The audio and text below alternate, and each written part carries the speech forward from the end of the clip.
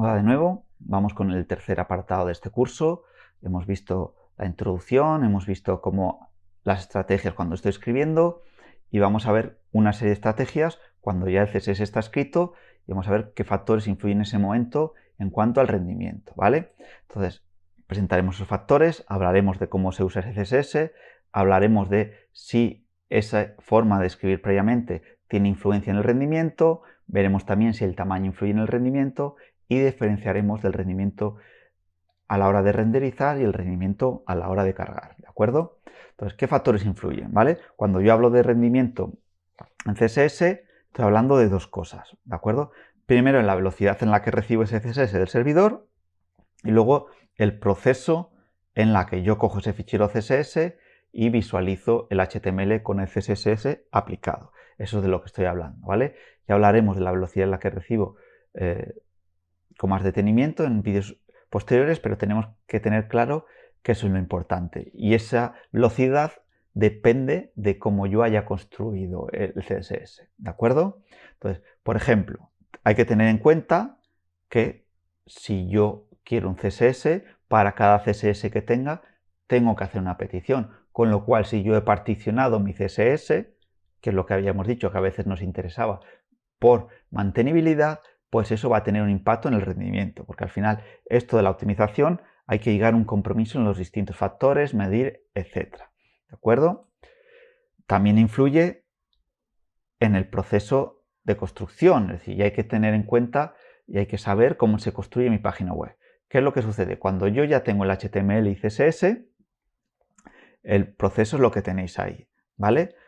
Que es lo que hace es, primero se construye el DOM, luego se construye el árbol de CSS, donde están los elementos y los estilos que se van a utilizar, se juntan el DOM y el CSS para coger el árbol, el render tree, que junta todos los elementos con los estilos, se define cuál es su tamaño y en qué posición van, las capas y finalmente se pintan todas las capas a trozo en el navegador, ¿vale? Entonces, digamos que nuestro CSS puede tener impacto, ¿dónde? Pues principalmente aquí, en esta parte de aquí, ¿de acuerdo? Cómo construyo y cómo se va a hacer todo el cálculo, ¿vale? Entonces, vamos a ver cómo ese rendimiento puede influir en el rendimiento cuando uso, cuando escribo y cómo influye también el tamaño, ¿vale? ¿Cómo es el uso del CSS? Fijaros que si yo mando un CSS, tengo que tener claro cómo se usa ese CSS en mi página una vez construido. ¿Voy a usar todas las reglas que lleva o solo unas pocas? Eso me puede llevar a preguntarme, vale, yo quiero usar un framework CSS, pongamos que yo quiero usar Bootstrap. Hemos visto en vídeos anteriores que mi página de Bootstrap, perdón, la hoja de estilos Bootstrap tenía 10.000 líneas.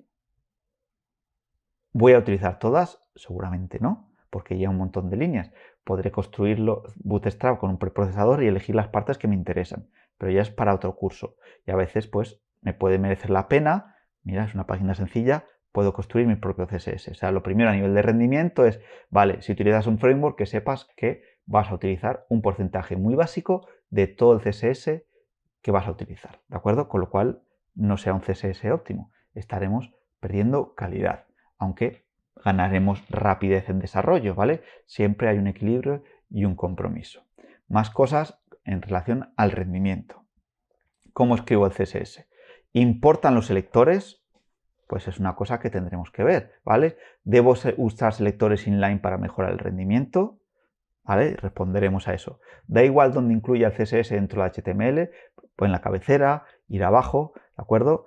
E iremos viendo posteriormente en los siguientes vídeos del apartado, dando respuesta a este tipo de preguntas, ¿de acuerdo? Y un compromiso, si utilizo inline CSS será mucho menos mantenible, pero puede ser que me dé más velocidad, ¿de acuerdo? Si pongo, igual que con el CSS dentro del HTML, ¿de acuerdo? Los selectores importan, bueno, pues ya veremos, ¿de acuerdo? ¿Y cuál es el tamaño? ¿De acuerdo? Hemos visto que yo tengo que plantearme cómo uso el CSS, repito, voy a utilizar todo lo del framework, lo hago desde cero, importan los selectores a nivel de rendimiento, importa dónde ponga el CSS, dentro o fuera de la página, y luego el tamaño, con lo cual el tamaño creo que es fácil. Cuanto más pequeño sea el CSS que quiero transmitir, más rápido lo voy a recibir, menos reglas tendrá que procesar el navegador, más rápido se va a renderizar, ¿de acuerdo? Eso es el factor que implique a nivel de rendimiento. Luego hay que tener en cuenta, a nivel de rendimiento, que tengo que tener dos cosas. Hay dos procesos. El proceso de rendering, que es el proceso que hemos visto aquí, que es qué es lo que sucede cuando yo tengo esta información hasta que se muestra, y el proceso de loading, que es el proceso de carga, ¿de acuerdo? Que es hasta que yo tengo el CSS y lo puedo empezar a procesar, ¿vale?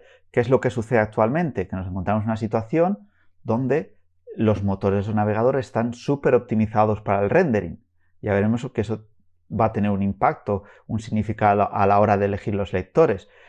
Así que a veces es mejor dedicar nuestros esfuerzos a minimizar la carga, que es decir, a minimizar el tiempo entre que yo pido el CSS, me llega y puedo procesarlo, que ya lo veremos en el siguiente capítulo, ¿vale? Eso un poco son los factores de los que vamos a ir sobre los que vamos a ir trabajando a lo largo de este capítulo. Una vez dicho esto, en el siguiente vídeo vamos a hablar de un concepto importante que es el concepto de cobertura CSS y cómo está relacionado con el tamaño de los ficheros de estilos que utilicemos.